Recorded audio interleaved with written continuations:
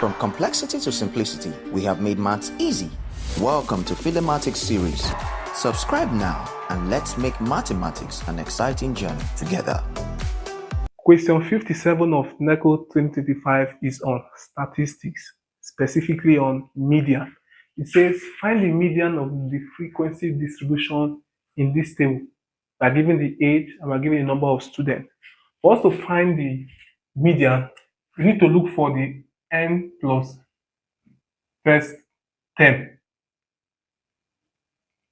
because they are odd numbers here. 2 plus 3 is 5, 10, 13.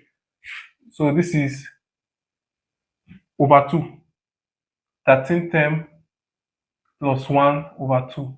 This is the 14th over 2. So the 7th position, we need to look for the 7th position.